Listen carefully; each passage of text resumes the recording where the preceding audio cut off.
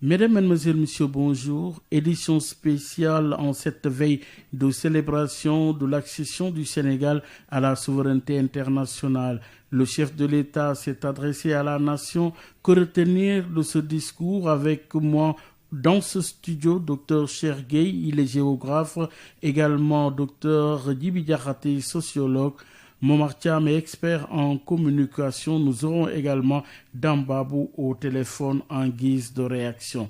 Oui, Cheikh Gueye, bonjour. Dites-nous, que retenir du traditionnel discours du chef de l'État, à la fois sur la forme que sur le fond? Merci de l'invitation. Je tiens d'abord à saluer nos amis, Momar, avec qui j'ai partagé la cour de récréation au lycée Vanvo. Et en même temps, je salue la promo. Et mon frère aussi, Djibi Diakhaté, mon jumeau. On est né le même jour. Donc je suis particulièrement content de partager ce plateau avec lui et merci encore Baïma de nous avoir invités.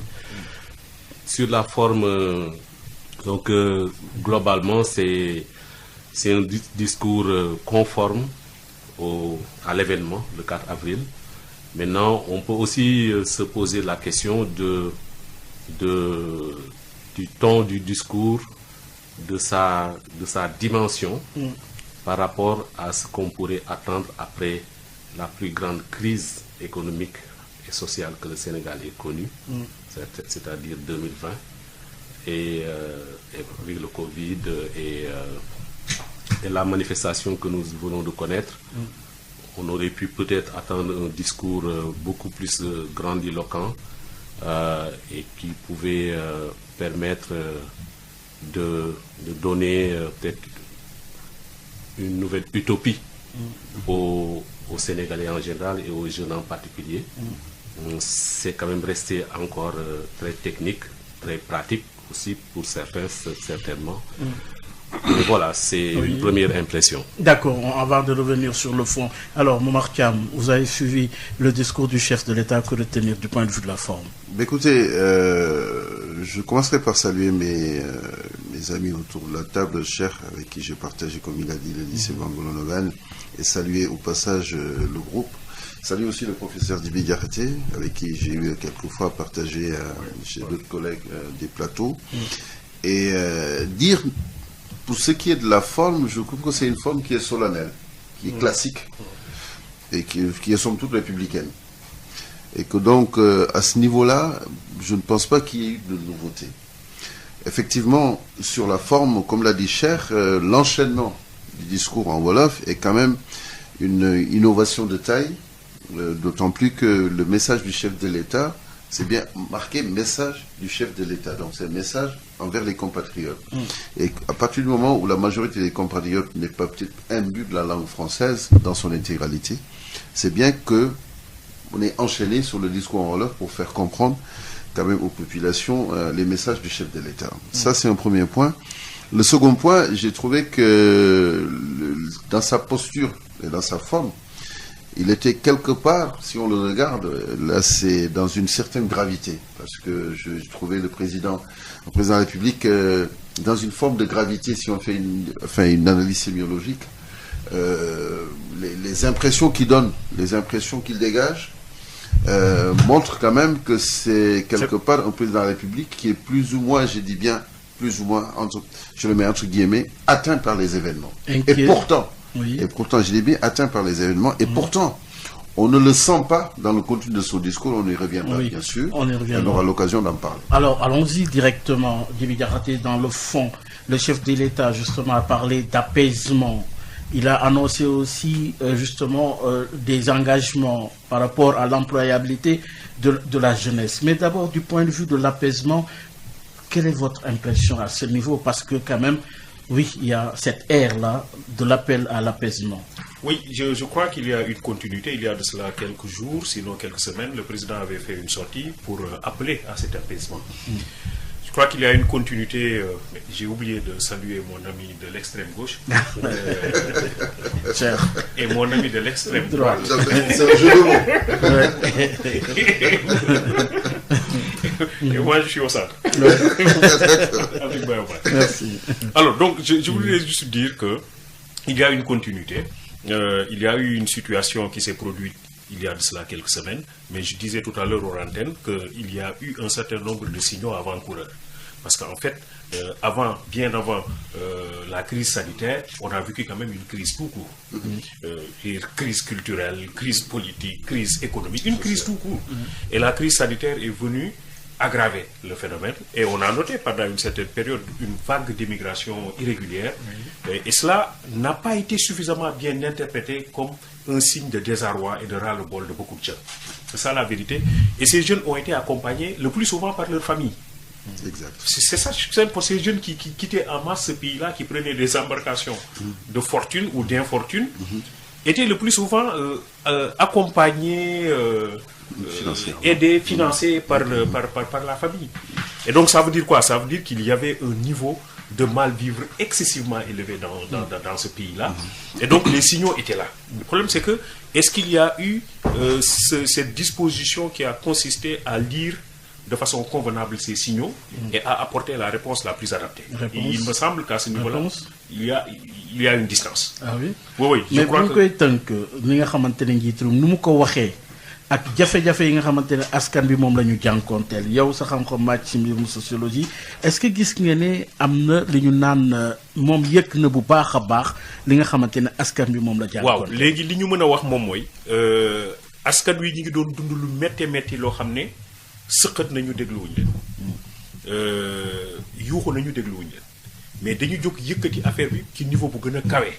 Mais je crois que li ñu dégg ci li mu wax ci fan yi la ñu génn ak li mu wax tey jii ak yenn manifestation yi ñu gis mooy dégg naa bu baax li ngeen wax lan la.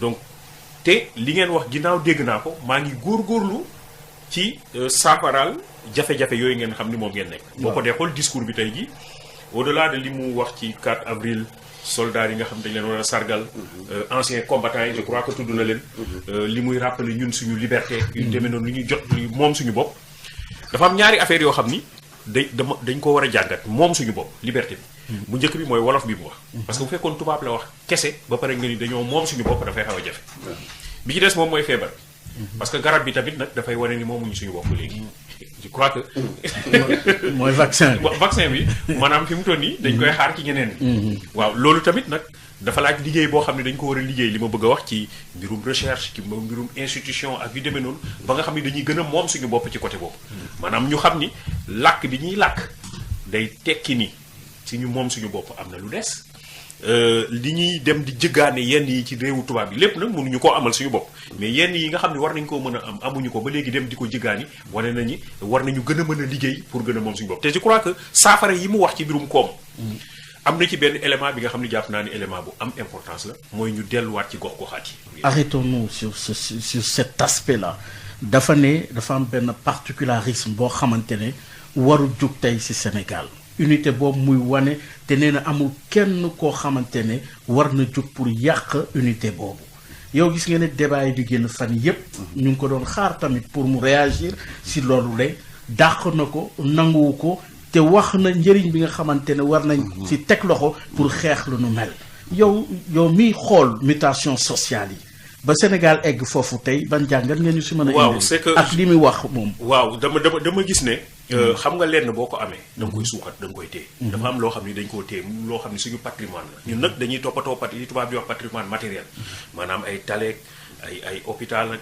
ay aéroport ak dañ koy toppatoo mais li nga xam ni nag mooy aada cosaan nekk cëslaay bu am solo dañ koy xaw a fàtte dañ ko war a toppatoowee di ko jàngal suñu xale ci école yi di ko jàngale ci daayira yi di ko jàngale ci association yi yu mel ne par exemple ay kal ay gàmmu ay li ñuy jëflante diggante catholique ak musulman yooyu yëpp dafa nekk loo xam ni suñu patrimoine immatériel lu rafet la lu taaru la loo xam ni boo ko sàgganee rek di ëllëg ak si biir dina la dal te loolu nga xam ne ñi ngi koy xaw a sàgganee xale yu ci bëri léegi boo leen waxee luy kal xëy na duñ ko xam boo leen waxee luy gàmmu xëy na duñ ko xam suñu biir école yi yaakaaruma ni ñu suuxat ci en tout cas man jàngalekat la mais gisuma fu ñuy suuxatee lu mel noonu di ko dugal ci suñu système yi xale yi di ko gën a xam ay yu demee noonu ñu jëm ci suñu confréries yi je crois que bi ñu demee ba benn jamono delluwaat nañu ci nañu xoolaat suñu confréries yi te pourtant man encadré naa ay étudiants américains yoo xam ne dañuy ñëw fii di gëstu kal ak gàmmu fii nu muy doxee Sénégal. waaw mais loolu dañ ko gëstu pour yóbbu ko seen réew. lan moo dem ba loolu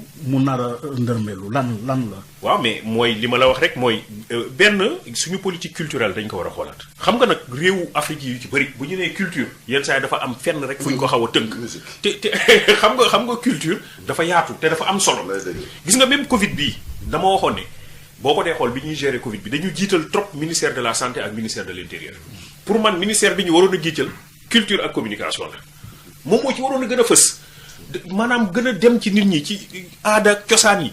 xam nga Amadou Hampâté Bâ dafay wax ni liy taaral tapis mooy couleur yu wuute ya ca ne.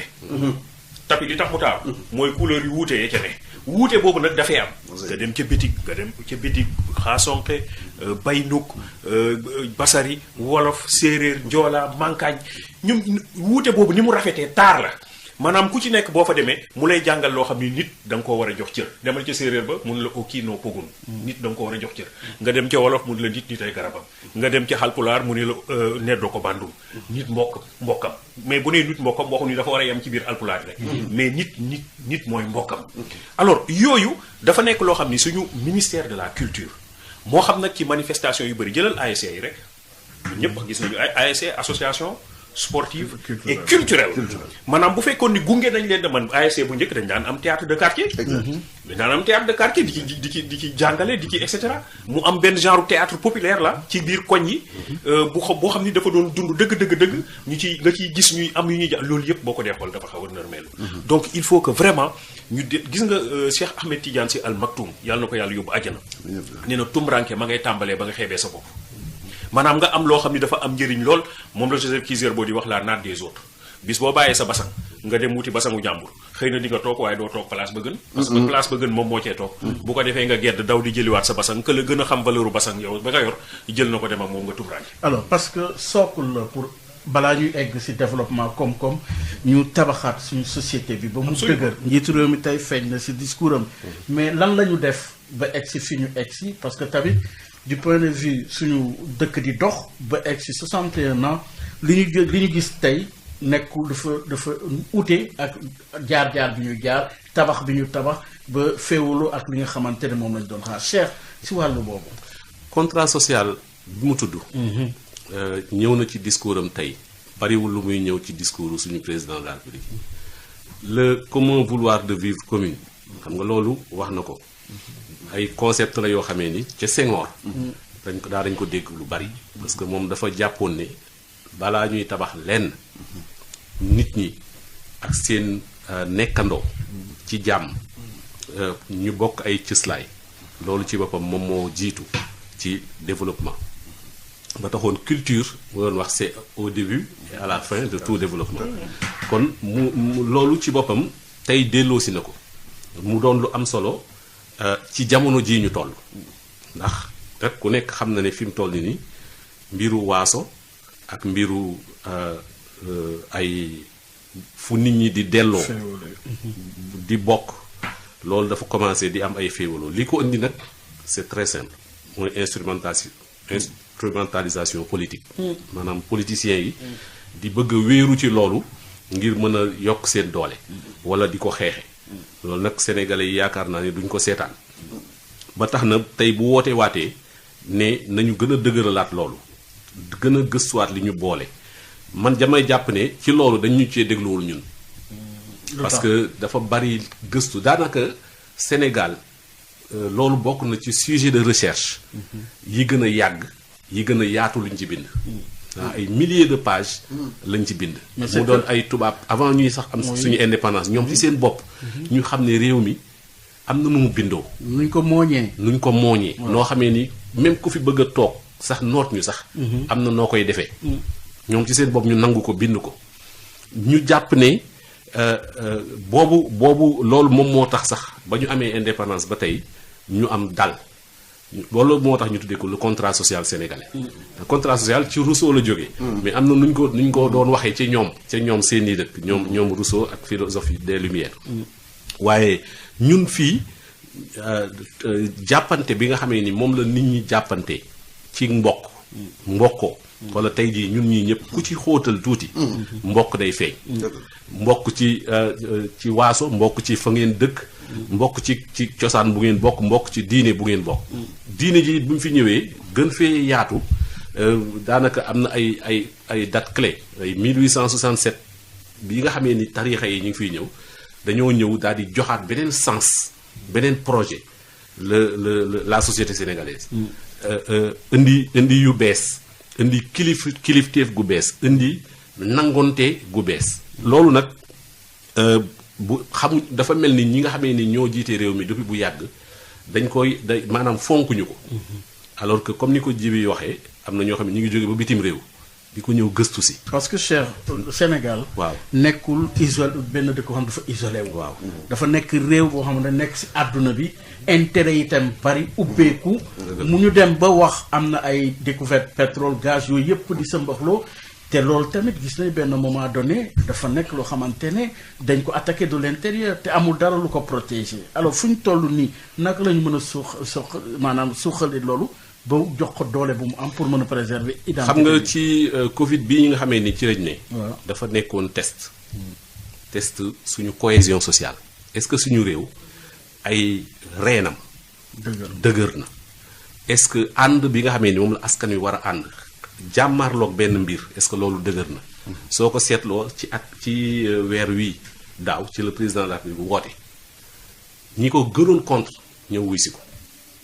ñi nga xam ni ñoo façon acteur bu nekk mu woo ko léegi ci ba mu defee loolu ñu ne kat lii ñëpp a ko war a àndandoo jàmmaarloog moom pourtant loolu dara soppeeku ci mbiru sanitaire bi effectivement commencé nañ ko aborder mbiru économique bi. est-ce que lan moo tax président de la République woote waatul pour wax 3 mois après fii lañ ci toll lan ngeen ci xalaat loolu doon na dëgëral.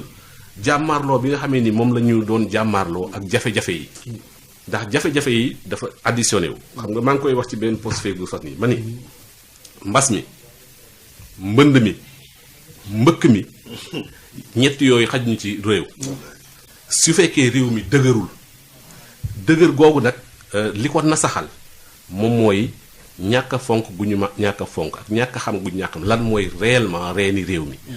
le Sénégal d'en haut et le Sénégal d'en bas souvent dañ koy wax. maanaam mooy ñi ñuy jiite ak ñi nga xamee ni vraiment ñu ngi ci suuf ñu ngi souffrir ñu ngi kii mais am na aussi beneen xar-xar mooy Sénégal bi nga xamee ne li ñuy tëgg ci ay loi di ko tëgg ci ay règlement di ko bind di ko jàng boole wuñ leen ci. ñaari catégorie yooyu tamit bu ñu leen réconcilier wul Sénégal cohésion bi nga xamee ni am nañ ko ba ñëpp xamee ñu ko. day gën di na sax. voilà loolu danger bu mag la ci réew mi. dañ dellu si léegi si mbir mi nga xamante ne soulevé nga ko les inégalités fii suñu réewu Sénégal. alors Momar gis nañ ne politique bi tam am na si responsabilité ndax fu ñu nekk ni société bi jubóo bu mu war a jubóo bokk bu mu war a bokk cohésion bi am na jafe-jafe fu ñu toll nii kii Cheikh Gueye wax na ko léegi ji wax na Covid 19 bi mbënd mi mbëkk mi ak ñoom. am na ay facteurs externes yu dal si suñu société tey quelle est la responsabilité du politique parce que gis nañ ne tamit ci discours boobu am na jafe-jafe trop te am na ci responsabilité ci lu ñu dal tey. xam nga responsabilité du politique weesuwul ñu ne la politique mooy l'art de gérer la cité maanaam nga toppatoo askan wi mais donc ñu ne nga toppatoo askan mission lañ la jox donc mission la mais bu ñu demee ba ñu teggi mission bi ba ko def métier ça pose problème parce que la ligne de démarcation entre benn mission ak métier bi mooy ki nga xam ne métier la ko def moom dafa bëgg tedd mais xoolul teddu askan wi mais ki nga xam ne mission la ko def day mën a dékku c'est-à-dire lépp lu ñu teg ci kawam dina ko dékku ba réussir mission parce que li ko soxal rek mooy askan wi donc loolu da nga koy gis ci actes yi ñuy posé les politiciens nekk ci ay discours quelquefois même ethniciste maanaam discours yoo xam ne waaso la ñuy wax quelquefois ñu nekk ci ay discours yoo xam ne waxi xaalis rek la ñuy wax ak discours yoo xam ne waxu clientèle politique maanaam ki ànd ak man ak ki àndul ak man donc loolu bu demee ba ñu imprégné ko ci benn jeunesse boo xam ne ni tey jii après les indépendances la ñëw amul peut-être yenn culture politique wala amul benn jàngat boo xam ne nii dina mën tax mu mën a séparer li nga xam ne mooy la mission de service public nga xam ne ministère mën na ko gérer société nationale mën na ko gérer ak li nga xam ne dafa la mission de service privé ñi nga xam ne kooku yow yaay jël sa xaalis wala nga jël sa matuwaay wala nga jël say am def ko ci pour mën a avancer dañ naan bu fekkee ni kii politique tax na mu réussir léegi man est-ce que du ma ko def. donc dañuy reléguer même au second plan lépp li nga xam ne mooy les valeurs fondamentales man li nga xam ne moo suuxat société bi. da ngay xool da ngay jël benn exemple ñu jël ko ci langage politique bi rek gis nañ fi benn député taxaw wax ne même pour am troisième mandat dinañ jël suñuy jaas ak suñuy paaka. te xam nga bu ñu demee ba dañ daan café sax parce que loolu sax professeur wax na ko. da ngay dem ci ay par exemple entre pël beeg ñeneen ñi ñuy café naan pël moom jaas ak paaka rek la xam mais un député nga xam ne c'est le représentant du peuple bu demee ba am lu wax ju mel noonu jëmale ko ci askan wi dañ koy dëggal. dootuñu ko café rek nga boole ci kenn ñëw mu nekk journaliste ci biir discours am maanaam ci ay xibaaram mu wax ba tudd li nga xam ne ni affaire joolaa la. wala affaire yu séeréer la wala kii li muy def daf ko jëmale ci joolaa yi wala li muy def daf ko jëmale ci séeréer yi parce que aussi discours dañuy xool les contours ci suuf mën nga wax discours bi nii mais bu ñu étudier les contours du discours ñi nga xam ne xëy na jàng nañ loolu càmbar nañ ko dañ naan kii li mu wax grave na heureusement am na des esprits éclairés yoo xam ne jug nañ wax ci parce que Sénégal attanul loolu parce que li ñuy wax l'exception sénégalaise moo tax événement yi bi mu amee Sénégal mais coow li mbënd ci àdduna bi ñëpp ni mais lu xew Sénégal ñëpp ne lu xew Sénégal. jaaxaloon na àdduna looloo tax sànq ma ne le président de la République même bi muy adressé wu il est toujours dans un ton grave. quelque part dafa événement yi daf ko atteindre je suis persuadé que daf ko atteindre au plus profond de lui-même. parce que d'abord comme le dit professeur Djibi Diakhaté ils a mënuñu mesurer wuñu woon nattuñu woon. frustration yu bari yi ne ci dëkk bi. parce que li xew c'est une mosaïque de frustration. du affaire jeunesse bi rek. du affaire ñàkkum liggéey bi rek. du affaire Ousmane Sonko rek pour ne pas le citer. alors que moom wax na ko ci discours à la nation nee na chers jeunes cette fête vous est dédiée. mooy fête indépendance bi moom daf ko jigleel jeunes yi. loolu tax d'ailleurs boo xoolee ba xool dinañ ci ñëw ci biir contenu bi lu ci bari waxu ci. waxul ci diggante moom ak opposition bi xëy na mën na ko bañ a wax. waxul ci li nga xam ne ni c'est li ñuy wax crise de confiance entre l'exécutif mi nga xam ne ñi yor pouvoir bi. ak les populations mu créé fracture boobu. xëy na moom def na analyse am mais xëy na dafa estimer na que léegi du léegi la ci war a wax. am na ñu waroon xaar sax mu wax affaire remaniement ministériel. mais je pense que le président de la République avec tous les pouvoirs constitutionnels li nga xam ne loi fondamentale bi jox na ko. du taxaw rek wax ko nii parce que mën na créer aussi. beneen beneen électrochoc contre-productif. et donc xëy na li muy wax yëpp à mon sens man ci jeunes yi la ko jëmale. mais donc boo ko jëmale ci jeunes yi day mel ni yow. maanaam crise bi amoon yëpp da nga ko réduire ci jeunes yi alors que du loolu rek le professeur Djibi Diakhaté l'a dit tout à l'heure c'est encore plus profond que ça. oui moment plus profond que ça. Djibi Diakhaté yow est-ce que tàtte nga pour li nga xamante ne mooy askan bi pour comprendre profondeur boobu nga xamante ne Oumar Thiam junj na ko léegi. mais xam nga bi ci njëkk mooy ndax askan bi jàpp na ci askan bi la bokk. lu compliqué bi ngi noonu man tey jii nekk naa ak ay étudiants man leen président dafay def ngoon discours ñu ne discours lan la man leen kaabile ñu ne oui kaabile suba la. gisuñu seen bopp ay étudiants. alors donc li ma bëgg a wax foofu moom mooy ñu créer loo xam ne nit ñi dañuy jàpp ni lii ñoo ko moom. loolu c'est excessivement important te loolu réglé guñ ko. réglé guñu gis nga dama mës a wax yàgg na. ñu ni ma équipe nationale ma ne en fait en réalité amaguñu équipe nationale maanaam ñoo xam ne dañu jàpp ni këf ki ñoo ko moom. boo ko dee xool même supporters yi dañuy supporter joueur en fonction fa ñu dëkk. tey jii boo dee xool match nawetaan li muy yëkkati ci ay ndaw. moo ëpp fuuf. championnat national. am na ci joueurs yoo xam ne sax dañuy éviter jouer match yu bëri championnat national pour mën a dem jouer ci nawetaan. appartenance loolu réglé guñ ko.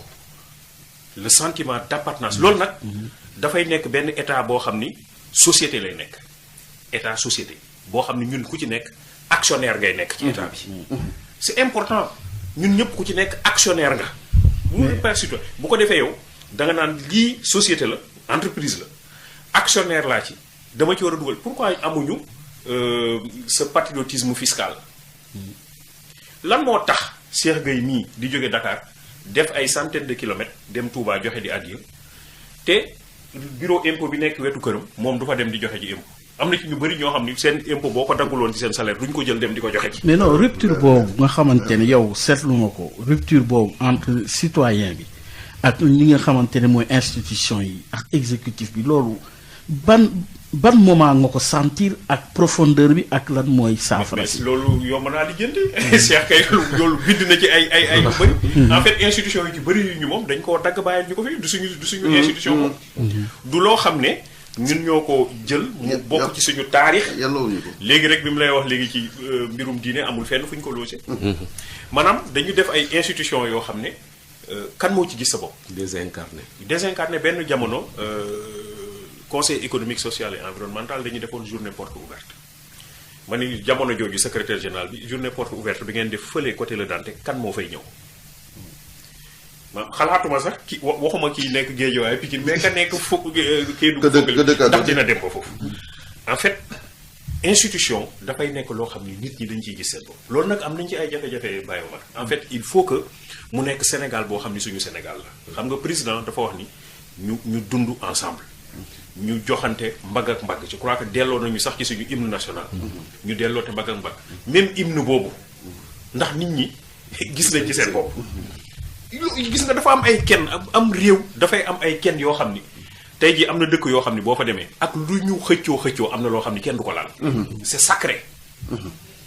il faut ñu dem ba jàpp ni institution bi c'est sacré lu ñu mënti jàpp lu ñu mënti mer lii kenn du ko laal loolu nag dafa laaj liggéey boobu wax dëgg yàlla sooxe na. man jàpp naa ni dañoo àbb li ñu àbb. c'est ça dañ ko war a delloo. foofu lañ toll tey mais du yomb nag jël loo xam ni ñun ñoo ko moomal suñu bopp.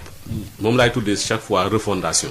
absolument ndax suñu tëggaatul réew mi nation bi moom man tiituma ci parce que am na ay reen yu dëgër. fi mu nekk nii maanaam reen yi. daanaka reenu Sénégal tey bi ni Sénégal nekk nii 10 siècles am na ko daanaka dara soppeeku ci lu dul lu koy dëgëral urbanisation dëgëral na ko fexe na nit ñi gën a jaxasoo ku nekk génn sa waaso génn sa xeet ñëw jaxasoo ak ñeneen ñi boo voyage déplacement loolu yëpp favoriser na ko loolu dafa gën a dëgër li nga xamee ni nii moom moo dëgërul mooy état maanaam nation dafa war a nekk fondation état ñëw tegu ci kawam. état nation. mu ñuy wax état nation. état bi nag dafa war a soqeekoo ci nation bi. dafa war a nuroog moom. nation bi gis boppam ci moom. loolu nag moom mooy suñu feebar. gisuñu état bi ci ay principe am. tey jii nii boo xoolee ni ñu bindee suñu ay texte suñu ay loi même plan yi ñu koy bindee. da ngay xam ni bitim réew la jóge moomuñu ko histoire jàmbur la suñuy xool ni ñu tëggee suñu yarukaay yi famille chaque fois ji bi wax ko ni muy soppeekoo tey na nga xamee ni noonu lañ daan nit bu juddoo ni muy nekk ci famille yi dañ ko cay yare dañ koy mooñee ba nga xam ni bu génnee ñu bëgg ko wala mu mën a jaxasoog nit ñi te du yàq loolu soppeeku na lu ci bari moo tax ci loolu dañuy invité mu am politique de la famille politique de l'enfance amul sens enfant amul sens bu nekkul ci famille li muy jur mooy lii mooy maanaam ñoo ay jeunes yoo xam ne kenn du leen mënu leen contrôler suñu jógee ci famille ji bi wax na ko sànq mbiru quartier dafa am sens man ragaluma appartenance nga appartenance di ko gars yi ragali nii man ragaluma ko man pour man ressource la maanaam nit ki lu mu sentir sentiment d'appartenance moom mën na ko développer.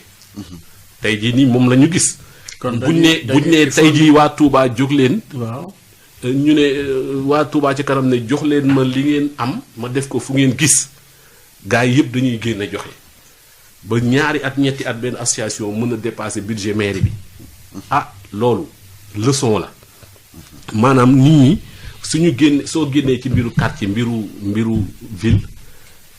comme ni ko Jibi doon waxee nii léegi ñun daaw dañu def benn gëstu ñu ne fu ñu dimbali impôt pour mu génn ci schéma impôt xam li ko fi indi violence moo ko fi indi colonisation moo ko fi indi nit ñi boo leen laajee impôt duñu ko fay lu dul mu mën a ñàkk ci ñoom waaye am na neneen nu ñu ko mën a tuddee ci suñuy làkk. Absolument. ak neneen nu ñu ko mën a tëggee ni ñu ko mën a expliquer noo xam ne nit ki dina am envie xam ne bu génnee tali bi muy jaar lii lañ koy defare mu génne xaalisam ne lii maa ko ci def comme na mu koy defee ci quartier yooyu ci boppam moo manqué waaye refondation boobu institution yi am na ci solo comme ni ko Djibi waxee ñun temps yëpp dañu bëggoon par exemple ñu def li nga xamee ni moom la ñuy wax un conseil supérieur des religieux xoolal ma loolu lu simple noonu imagineel Sénégal tey Guinée Mali dëkk yi nga xamee ni sax ñoom lañ jàpp ne ñun ñoo leen gën a dëgër ci suñu diggante diine ak spirituel ak politique ni ñu jaxasoo ñoom sax am nañ kuréel yu mel noonu nga xam ni bu jafe-jafe amee dañ ko fay yóbbu ñun amuñu ko ba tax tey jii nii am yaakaar naa consensus national la que ne lu mel noonu war nañ ko saytu war nañ ko créer ba tax lan mooy njëriñam mooy tey jii nii concilier temporel bi ak spirituel bi mais il faut ñu xool ko nag lañ koy tënkee suñu réew tey jii nii soo jëloon ay représentant wu kilifa diine yi nekk ci Sénégal ñu dem toog ci benn kuréel boo xamee ni ñetti weer wala juróom-benn weer yu ne ñu daje li nga xamee ni nii moom mooy xew ci réew mi ñu koy waxtaane lii ñëw ñu koy anticiper di xam ne lii dee ngi ñëw lan lañ ci mën a jëf pour balaa muy yegg si ñu fànk ko président de la République am na loo xamee ni mi ngi koy waaj a yëkkati xaj na lii njuumte la gisuñu ci suñu bopp président de la République lii ñoo ko bind bataaxal bii jàpp nañ ne boo ko defee woon nii ak nii ak nii moo gën kuréel bu mel noonu mënul ñàkk ci réew mi institut te maanaam même dëkk yi ñuy toppandoo dëkk yi ñu toppandoo sax dañuy def loolu boo demee Angleterre ay chambre des lords day am première chambre am deuxième chambre am ñoo xamee ni dañuy duñu bokk ci ñuy fal mais dañ leen teg ñoo xamee ni bu ñu leen soxlaa dem laaj leen pour avis pour conseil loolu ci boppam c'est un minimum làkk yi suñuy làkk réew mais loolu amul retard bu ko ëpp solo ci réew mi te amul discrimination constitutionnelle bu ko ëpp doole dañu doon liggéey ak Fatou Kiné Camara maa ngi koy nuyu bu baax suñuy déglu mais constitution boo xamee ni ñi ngi ko tëggal amul fenn foo leen ko firile ci làkk bi ñu dégg loolu discrimination mënu ko ba école bi nga xamee ni moom la ñu moom ñu ne suñu làkk réew kenn du ko fa làkk loolu discrimination mënu ko mag injustice yooyu xaj na sax ñi mu gën a naqari ñoom du ñu dem ci mbedd mi di tooy mais mi ngi fi chercheur nag moom loolu lay wax day alerte danaan lii ak lii mi ngi fi fii la toll buñ ko dégluwul nag bu jafe-jafe amee damay jàpp ne xaj na du seen faute mais en tout cas réew mi soxlawaat na tëggaat boobu may wax tëggaat ko te wéer ko ci ay loo xamee ni ñun ñoo ko moom loolu man jàpp naa ne fi mu toll nii la jotee te dama ci bëggoon dolli benn mbir mooy président Macky Sall dafa raté ay rendez-vous yu am importance mooy am CNRI réforme des institutions moom bi mu ñëwee dafa yëkkati ay juróomi réforme yoo xamee ni mënul woon ñàkk ci réew mi te ba tey jii ni réforme yooyu pour man jàpp naa ni mënul ñàkk pour refonder mooy réformer institution yi réformer décentralisation acte 3 xoolal ba léegi coow yi muy indi danañ def ville duñ def ville est-ce que collectivités locales yi viable nañ xam nga collectivités locales yi ñu am viable lu ñu nag buñ leen nàmpalul duñu dem réforme foncier xoolal ma boobu réforme ba tey defaguñ ci dara te moo ne jafe-jafe yi ëpp ci réew mi moo koy jur président de la République moom ci boppam waxal na ko boppam ne moom suba ba ngoon question yi ñu koy gën di soumettre mbiru foncier ci la wala boog moo ci ëpp réforme éducation dañoo dem ba def assise nationale de l'éducation 2013 daal di ne léegi refondation nag moo jot def nañ presque 50 ans yoo xamee ni suñu éducation jàpp nañ ne daal du suñu éducation. amuñu école sénégalaise. xam nga yooyu wax nañ ko fi. xoola ba tey jii nii priorité ya nga xamee ni moom la ñu tëraloon ne moom la ñu war a def ana priorité yooyu. priorité yooyu tey jii nii lépp lu ci bari soo ko bëggee yëkkati ay bailleurs ñoom ñooy taxaw. ak ay ONG. daal di commencé yoxaloo gouvernement bi wala financement ya ñuy dugal ñoom. du jëm ci yooyu. alors yooyu pour muy wax nga ko ñeent yi nga xamante ne daf ko rattrapé. wax nga foncier bi wax nga éducation bi wax nga tamit li nga naan école bi. ak bi nga xamante ne moom mooy. institution yi alors am na benn bu am solo tuddoo ko mooy justice bi tamit. waaw loolu de moom yaakaar naa ni jarul ma ciy sori parce que assises nationales yi waxoon nañ ci. ne nañu fexe def justice bi mu am vrai pouvoir mu nekk vrai pouvoir ñu libérer leen jox leen seeni financement loolu yëpp assises nationales waxoon na ko. tey jii nii waa UMS. jàpp naa ni loolu moom mooy seen principal xeex. donc loolu. séparation des institutions. loolu pour man sax loolu réforme la loolu ba tey yeggagul ci refondation mais en attendant ñu yegg ci refondation.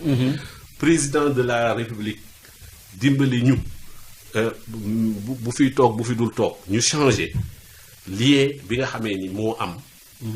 lien de dépendance. entre justice bi ak. exécutif bi parlement bi. ak exécutif bi.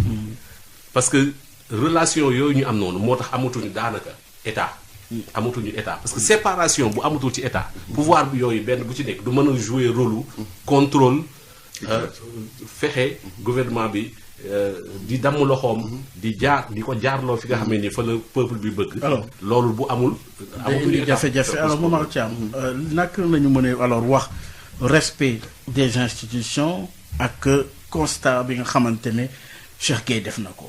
mais xam nga respect des institutions weesuwul nga respecter la séparation des pouvoirs mais comme il est établi tey jii que ci ni ñuy defee politique en tout cas ak ni exécutif bi di defee liggéeyam l'exécutif a un pouvoir fort sur les institutions à la limite moom moo koy wax li muy def. bu ko waxul nit ñi dégg ko dina ko wax d'une autre manière ci décisions yi ñuy jël. gis nañ ko ci assemblée nationale. nee nañ fii assemblée nationale ñu téléguidé la. maanaam exécutif li mu bëgg moom lay def mooy li Cheikh wax léegi bu fekkoon ne tey jii dañu am benn assemblée nationale boo xam ne nii ni ñu ko tënkee ci texte yi maanaam ni ñu ko bi defee ci la charte fondamentale bi que li ko soxal rek mooy askan wi li mu bëgg mais bu boobaa léeg-léeg moom dina mën a def pouvoir contrôler mën a saytu yenn affaires yi ñaareel bi mooy que respect institution yi bu fekkee ne ki nga xam ne moo gën a représenter institution mooy le président de la République moom ci boppam ci waxinam ak ci definam neewul du toog ba ne am na dossier yoo xam ne man mii maa ci teg sama loxo mais bu boobaa dañ naan dafa am ku ma am ndey ak ku ma amul ndey. donc institutions yi ci boppam sax ñoom dañ leen di ŋàñña parce que man koy wax ma ne leen crise bi c'est tellement profond que boo xoolee ba xool dafa benn conséquence la andi mooy benn genre perte de confiance entre askan wi ak ñi leen di diriger. te perte de confiance bu amee. nga xam ne ñi nga xam ne ñoo yoroon confiance boobu war ko demleel askan wi nit ñi gisatuñ ci seen bopp comme ni ko waxee léegi professeur Djibi Diakhaté c'est que loolu mën na indi anarchie day indi loo xam ne ni day dem fu ne kenn du xam fan nga koy téye. est-ce que sori nañu foofu. mais sori nañ ko nag.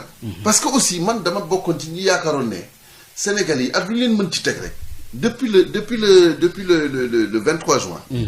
ba mu weesoo. ba Macky Sall nekkee président 2012 ba léegi lu leen mën ci teg rek. xëy na dañ koy nangu amatuñu benn capacité de mobilisation. mais il a fallu que mu am benn fait divers bu ñu jëmale ci benn homme politique ak benn jigéen. mu déclenché lépp et puis kenn xamatul après yow fan ngay téye mbir mi. loolu moo lay war rek ne yegg nañ foo xam ne nii quand même pour que ñu relever wu. foog ñu def benn diagnostic maanaam saytu lu clair bu ñu xam rek ne affaire bi du affaire jeunesse bi rek.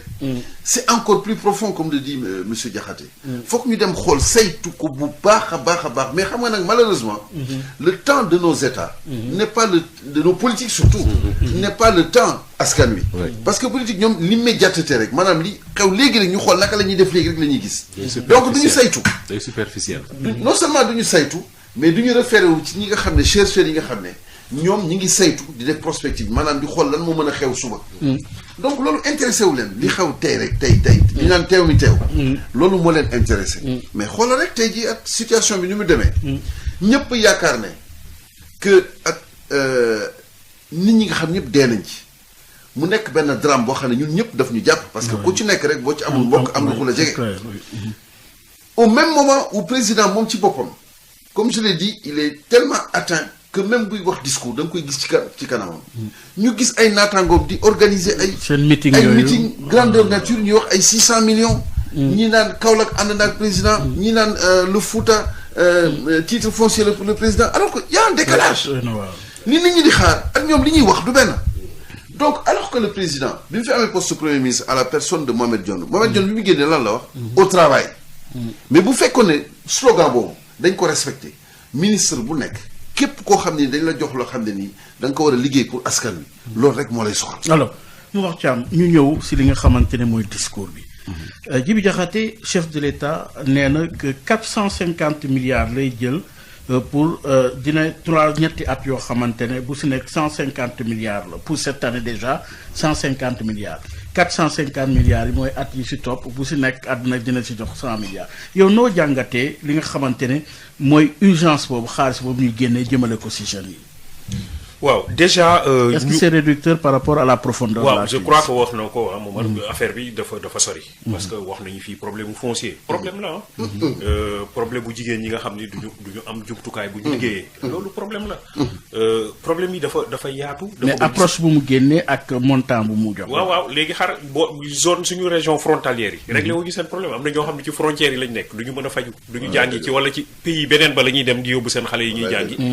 réseau yi ñuy téléphoné duñ ci jot ay yooyu yëpp dafa nekk ay jafe-jafe dafa yaatu maintenant que ñu ni xale yi dañu am problème mu liggéey loolu dëgg la problème mu liggéey mais naka nga koy attaqué parce que ki nga xam ni pour mu liggéey tamit nag il faut mu am métier métier boobu pour mu jot ko il faut ñu daal di ko ciy former muy benn bi ci des moom mooy ñu moytu li nga xam ni moom la ñu nar a jël jox ko ci xaalis yamale ko ci benn gox jàpp ni xale yi nekk foofu la xam nga des fois ñun ñooy créer problème mu surpopulation au niveau de Dakar. mooy wax ni ñu ngi wax programme 100 000 logements yi demee noonu ba gis nga problème bi coronavirus bi. Dakar la ëppee. c'est normal.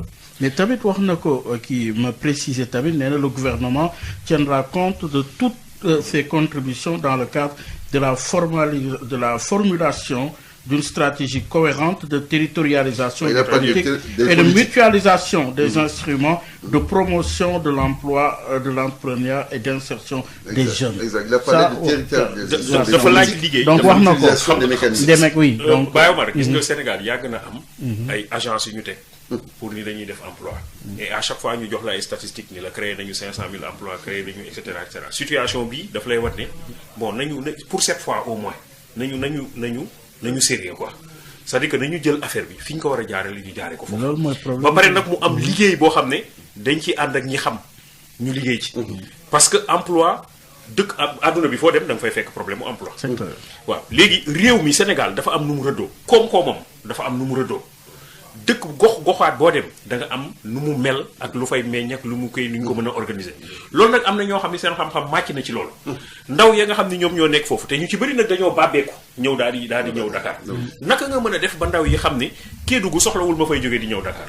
naka la ñuy def ba ndaw yi xam ne gis nga boo demee même c'est le modèle yenn tarixa yi dañuy def décentralisation ñoom dañuy jël tarixa yi dañuy def décentralisation dañuy jël benn sëriñ wala benn mag ni ko demal sanc dëkk tel développé ko. waaw bu demee foofu sanc ko ñu ni lan moo fa am comme kii ndax dañ faa war a sàmm wala ndax dañ faa war a bay wala ndax dañ leen a war a boole bu ko defee ñu former ña nga xam ni ñëw nañu ànd ak moom ci loola bu ko defee ñu liggéey foofu bu ko defee foofu day mujj dem ba nit ñi di jógee fu ne dem di fa ñëw di sanc alors loolu je crois que lu ñu war a dafa am yoo xam ni da nga koy boole gis nga politique emploi mënoo ko jël isolé ko ci aménagement du territoire dafa c'est des questions yu nga xam ni c'est des questions yu lënkaloo mënoo jël ni emploi damay jël formation ak éducation teg ko na le jël emploi kese mënoon ni damay jël emploi jël sport sànni ko fële mënoon damay jël emploi jël culture bàyyi ko je crois que sax moom président ci discours am intégré na éléments yooyu yëpp heureusement mais que ñu liggéey ci ak ñi nga xam ni ñoom ñoo xam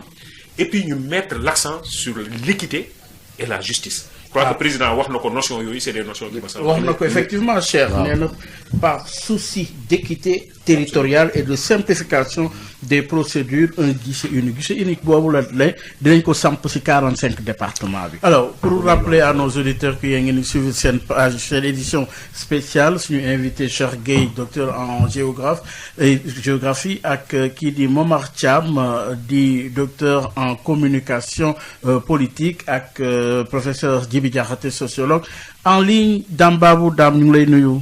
maa ngi lay fay bàyyi. alors Dame Babou noo jàngatee discours bi yow. man li may jëkk a wax defe naa ne peut-être suñu mbokk moomu nga invité mu nekk docteur en communication defe naa moo ko doon wax léegi. gis nga bu fekkee ne Sénégal tey jii dafa mel ne ñëpp nangu nañu ne. 65% yi ñooy problème mu Sénégal parce que 65% yi mooy ñi amagul fanweeri at ak juróom maanaam téeméer bu nekk juróom benn fukk ak lu topp amaguñu fanweeri at ak juróom. kon ñoom ñooy moom Sénégal ñoo moom Sénégalu démb ñooy ñi nga xam ne ñoo am soxla Sénégalu tey te ñooñu il faut que ñu jàpp ne luy lerax-leraxi li ñuy wax ci wolof luy lerax-leraxi virage moo leen di woo mën nañoo jël xaalis bu dul jeex dugal ko fu ñu neex li fee kaw gi ak dëkk yu ndaw yi lerax-leraxi wuñu ba ñuy yàkkamti faa dem comme ni ñu yàkkamtee ñëw Ndakaaru suñu mbir buñ ko réglé mën nañ cee dugal milliards yu ñu neex. beneen bi balaa may ñëw ci mbiru emploi bi. xam nga président dafa wax ne. li feeg yegguñu foo xam ne réew mi dañu fonk kuréel yi ko jiite. maanaam les institutions de la république. lu ne mën nañoo dal. mais dafa mel ne ci jamonoy président Abdou Diouf ba léegi. gouvernement du def luy tax ñu fonk loolu. parce que xam nga institution boo ko jëlee. likkale ko ak benn turu doomu aadama. ku bañ doomu aadama bi day bañ institution bi. boo seetloo man maa ngi doon déglu ministre bi léegi.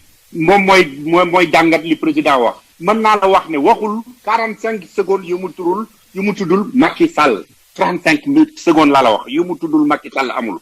lépp loo xam ne dafa jàpp ne luy gouvernement bi di def la ak suñu impôt ñun ak suñu xaalis ñu war a wax ne République du Sénégal moo ko def dañ naan Macky Sall moo ko def. fan yi dama doon waajal lii nii. di déglu lu mat ñeenti fan may déglu journal parler télévision Rwanda ci anglais dégguma ci benn yoon ci ñeenti fan turu Kagame.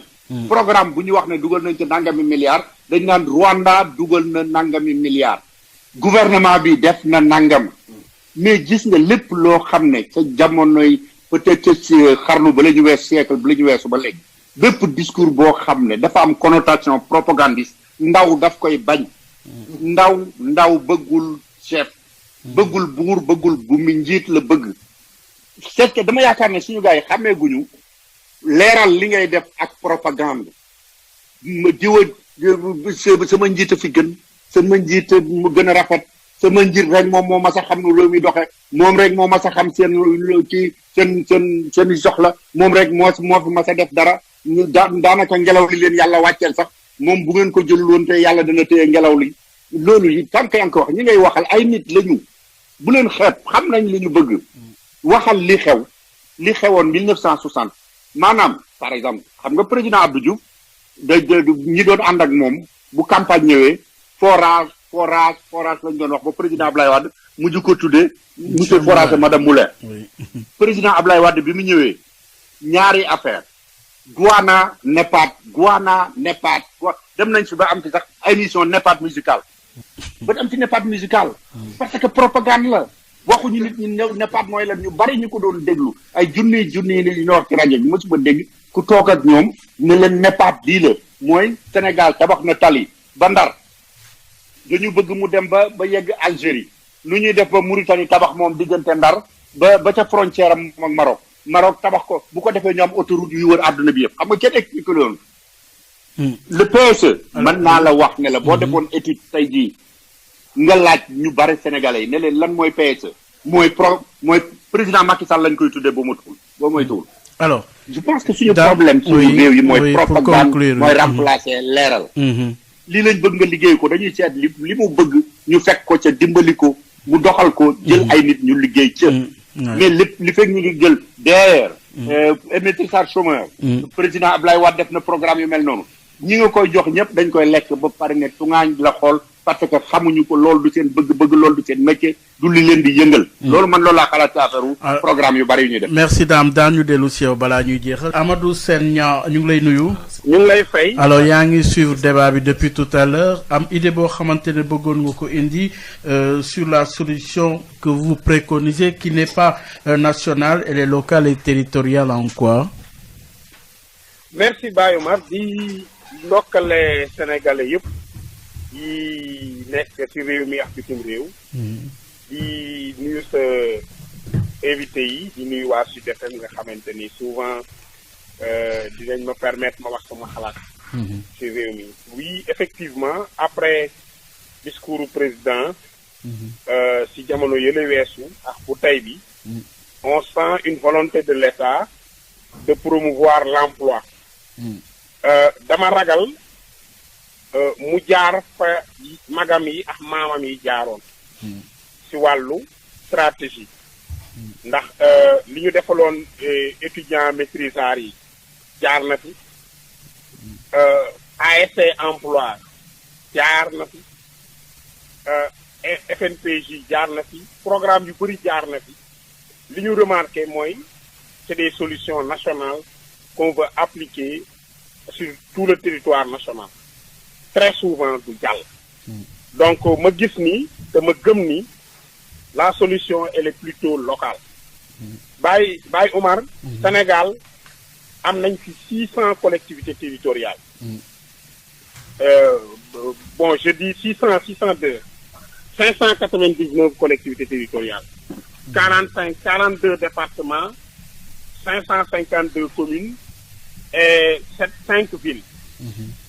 Donc 14 700 emplois la ñu am.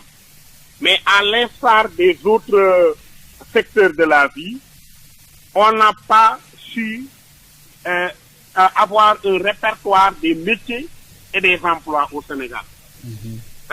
Toutes les écoles de formation forment autour d'une dizaine de métiers à peu près. Banque, finance, comptabilité, cette fois-ci transport logistique, jigéen ñi da ngay dégg coiffure, couture. Or, il y a énormément de métiers émergents, de métiers nouveaux. Nous, au niveau du secteur du développement territorial, le gouvernement du Sénégal a pu référencer déjà 123 métiers de ville, métiers de ville. Je ne parle pas des effectifs. Et si on travaille dans ce secteur-là, on pourra référencer comme le Mali, comme la France, ils sont à 276 métiers de ville.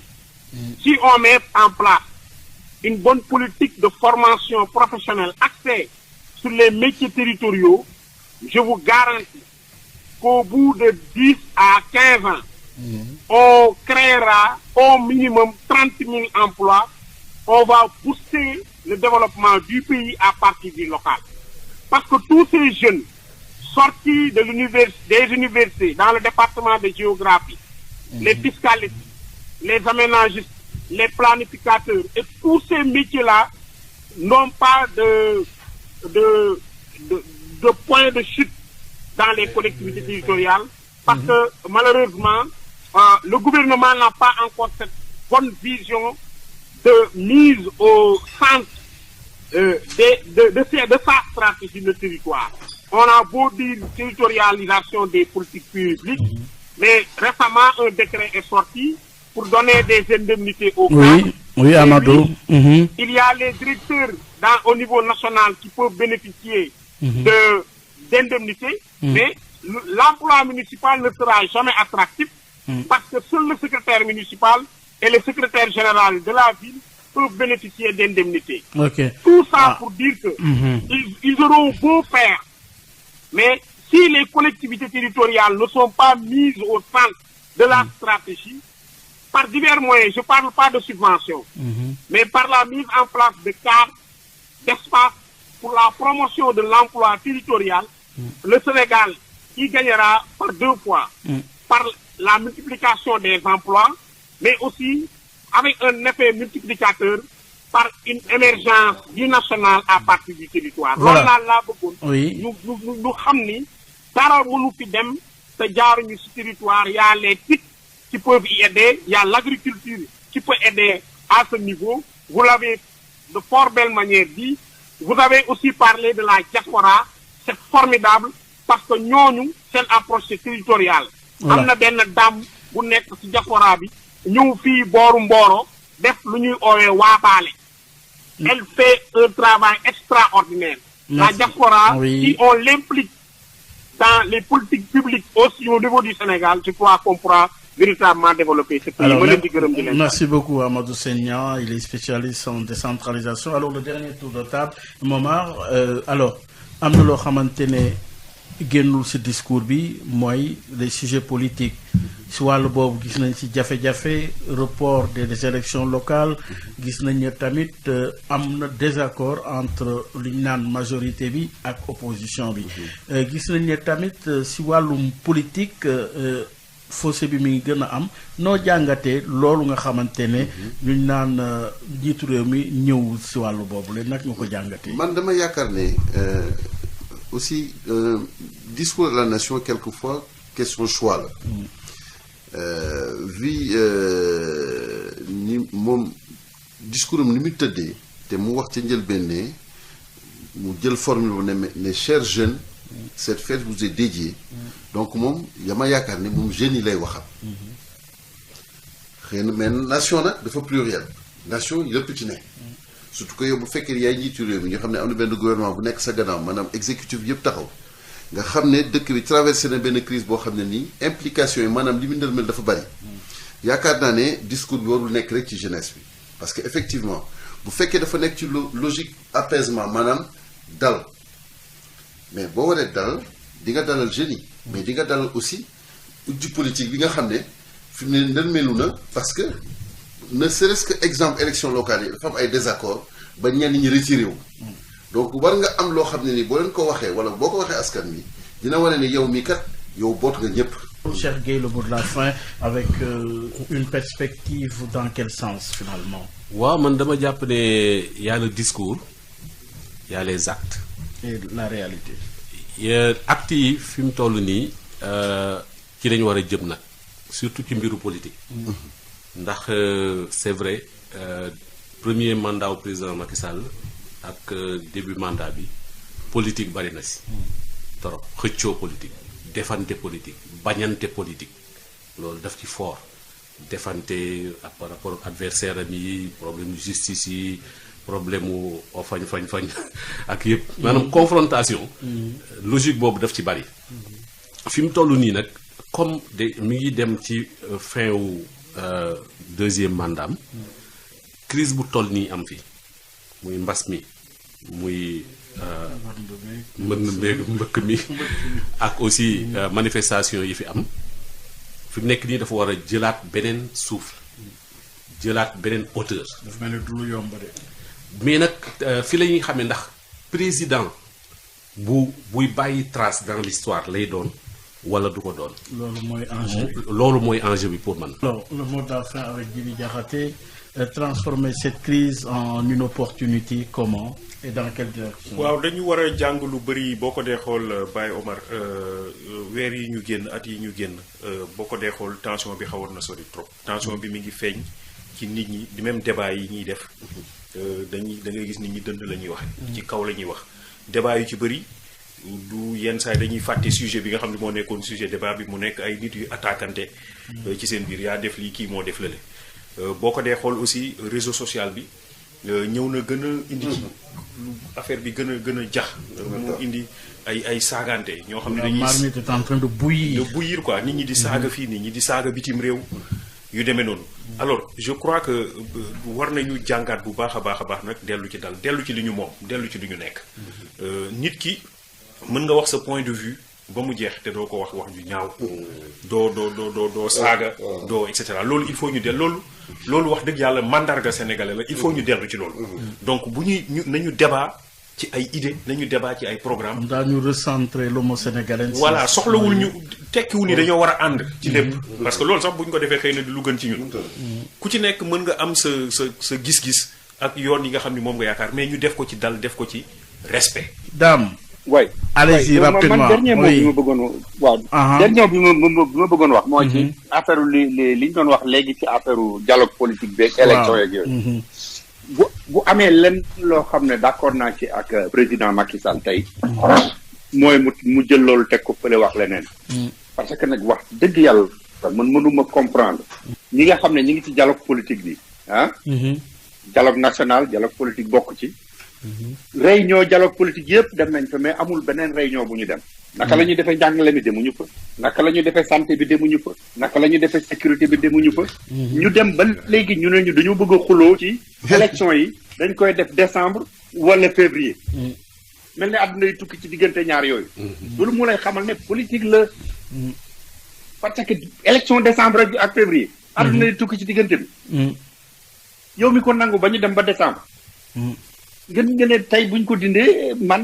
dox dëgg yàlla nag waaye Omar loolu jaaxal na ma moo tax yaakaar naa ne bu ñuy discuter lu mel nii maa ngi lay gërëm bu baax ndax rey affaire bi ni nga ko defee nii parce que bu doon da nga indi ay politiciens mel ne ñaari ganaar yu xeex ngay seet koo faral la koo faralul dana metti mais boo indee ñu mel ni ñoom yoroog ñi nga xam ne politique buñ ko wax seetuñu ci suba lu sama parti di xalaat danañ ko leeral comme niñ ko defee tey nii maa ngi la ciy gërëm bu baax non c'est madame merci encore li gën a am solo mooy média yi waaye média yi nañu continuer di jël ñi xam ñuy wax te bu ñuy wax seetuñu ci ne seen métier la dama bëgg après suba ñu président fàttaliku ne wax naa lii merci Dame donc qui fait partie de la famille merci en tout cas pour votre disponibilité également docteur Momar Thiam expert en communication politique cher du moins Djibi Diakhaté il est sociologue et Cheikh Gueye, géographe. Ça a été un plaisir en tout cas d'animer ce débat aujourd'hui, qui fait suite au discours du chef de l'État.